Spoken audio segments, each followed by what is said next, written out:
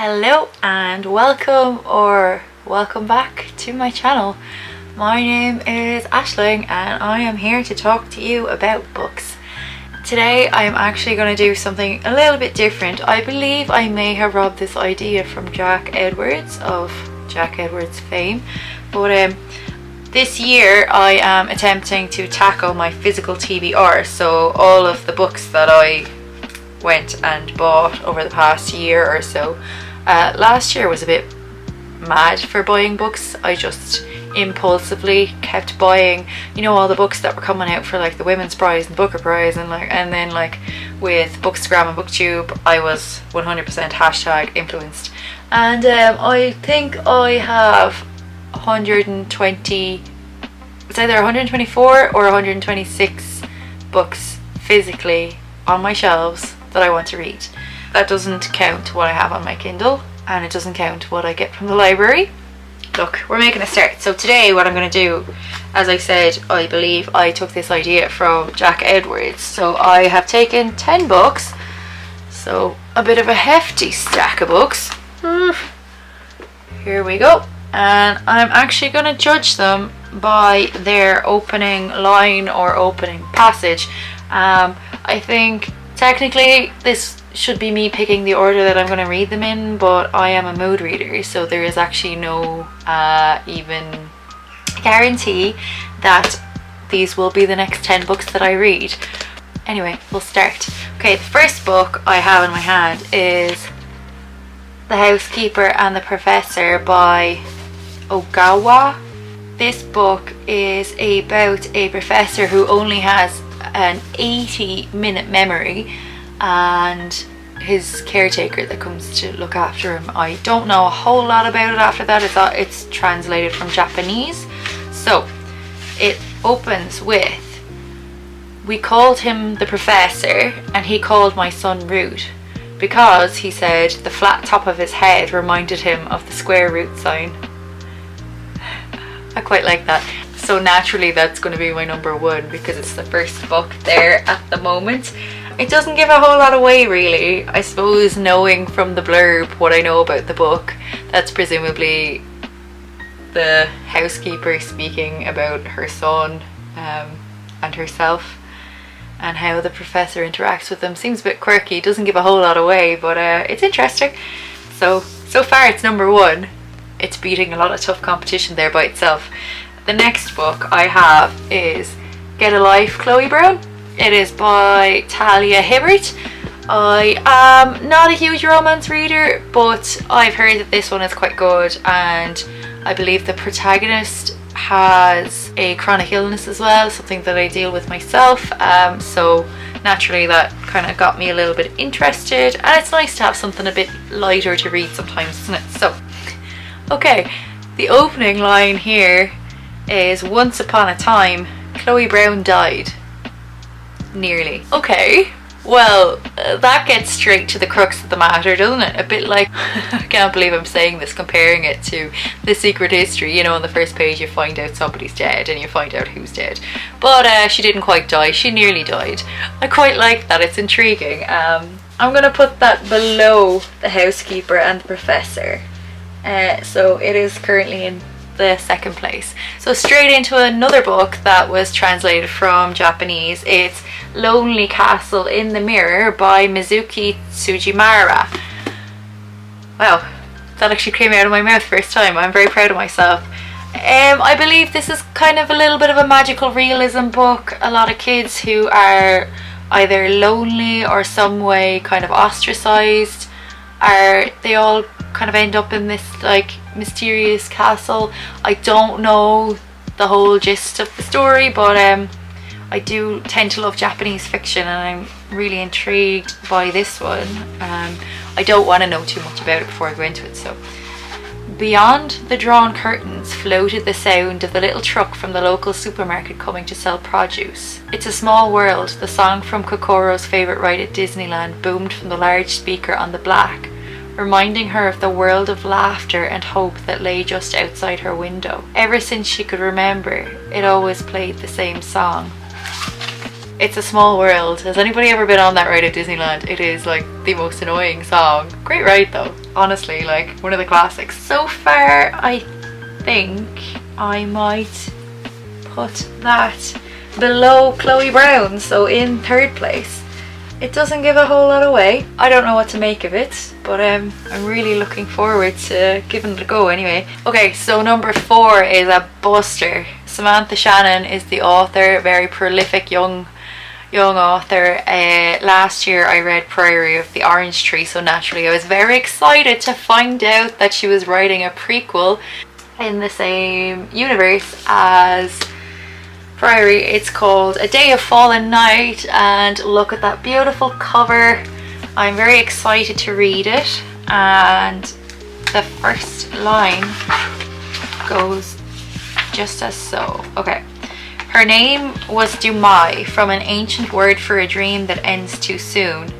She was born in the last glow of the sunset years, when every day poured soft as honey in the city of Antuma. One spring, a young woman stepped through its gate, brought there by a forbidden wish. It's a very high fantasy opening, isn't it? That's difficult now. It's actually quite difficult to, like, you know, you kind of know what you're excited to read. I'm really trying so hard to not base this on like what I want to read and more on the actual opening line or passage. This one doesn't do too much for me. I'm intrigued about this young woman. I'm intrigued about this forbidden wish. But so far, I think I'm going to put it in 4th place. Am I? Yes, I am. Okay. So next was a book that I was influenced to buy last year.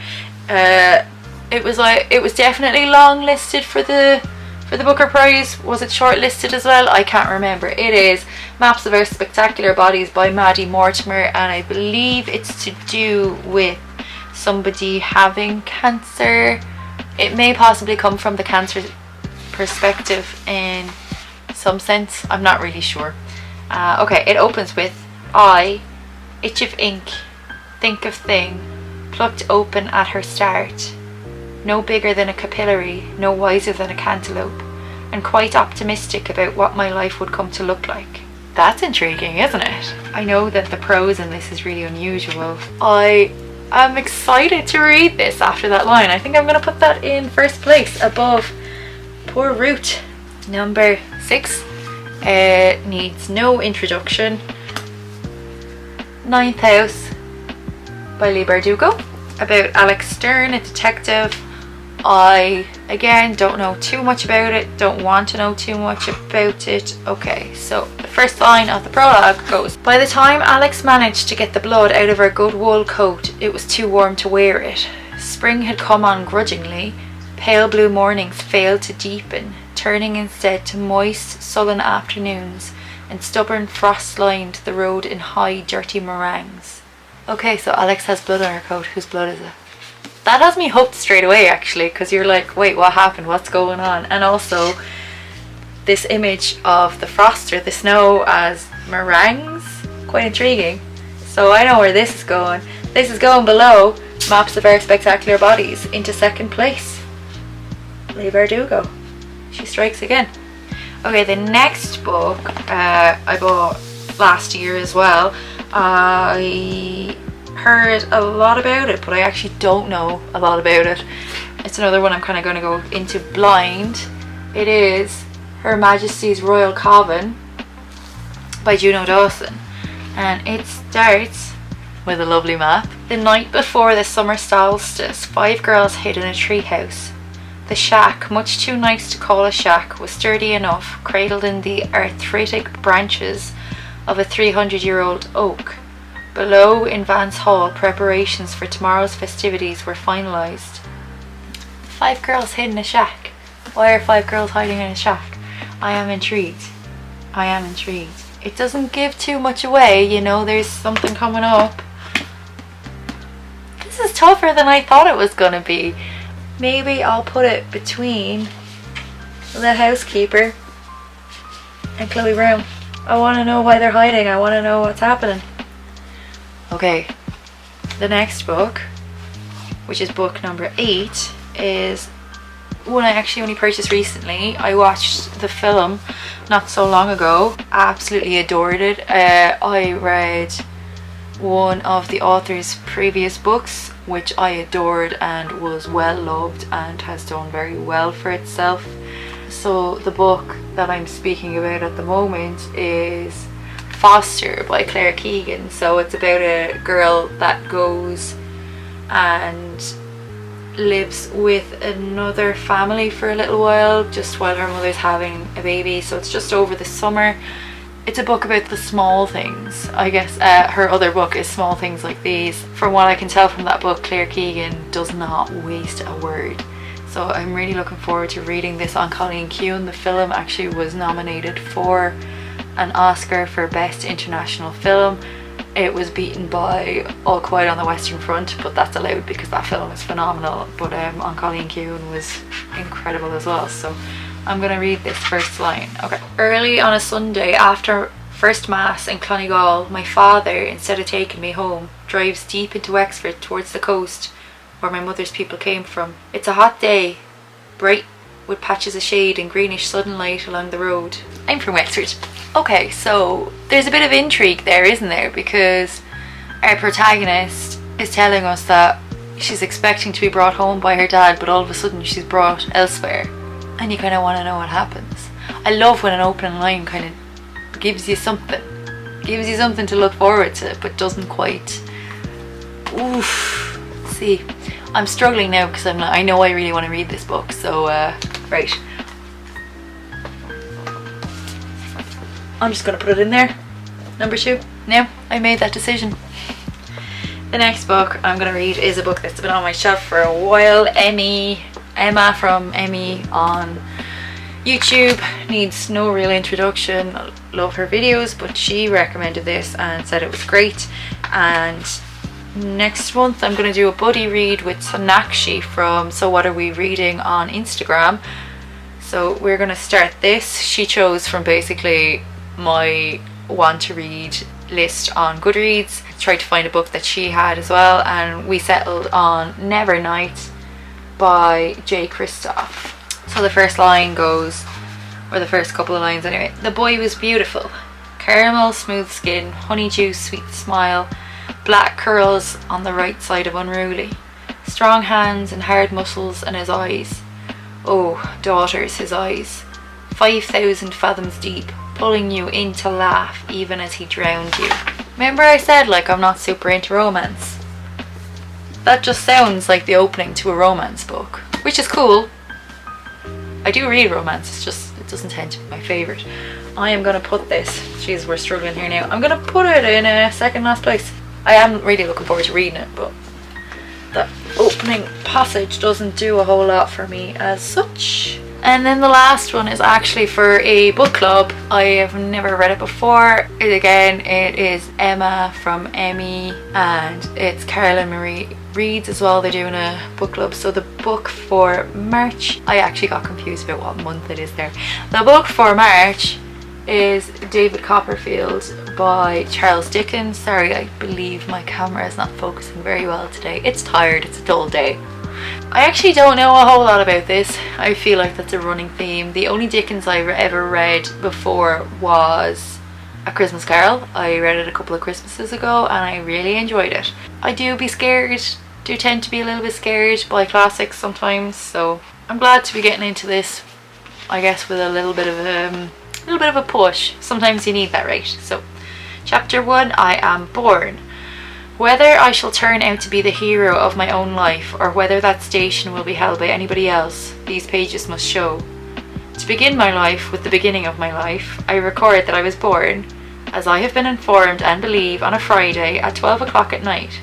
It was remarked that the clock began to strike and I began to cry simultaneously. I like that, although it doesn't give much away. It's like, it feels like it's going to be a biography. Actually, I've heard that this is like semi-autobiographical from Dickens' perspective. I don't know if that's true or not. I've heard a lot of things. I am interested in it though. I tend to like books that cover the span of a person's life. Funnily enough, I don't really like autobiographies. Biographies are memoirs, generally. Not always, but generally. But I like them in I like this kind of style in fiction. This is tough. David Copperfield, there you go. Now, if I wasn't that much of a mood reader and I wasn't bogged down by book clubs, etc., sorry plant, this would be the order in which I would be reading these books next. So we have Maps of Our Spectacular Bodies in first place. Wow. Foster in second place. Ninth House, Charles Dickens, David Copperfield. The Housekeeper and the Professor, Her Majesty's Royal Coven, Get a Life, Chloe Brown, Lonely Castle in the Mirror, Never Night, and then in 10th place I have A Day of Fallen Night. Disgraceful. I'm so excited to read that book. I just know I'm not going to get to it in the next while. I am really looking forward to reading these books, and I just know that these are not the 10 books that I'm going to read next, but they are 10 books that I'm very excited to read sometime soon.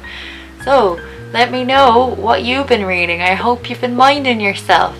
I hope you're in good form. I hope you're well rested, you're eating nice food, you're having a bit of fun. Are there any books being published this year that you're really excited to read? What's happening with you? How's your mum? How's your dad? I'm going to leave you there. I hope you're okay.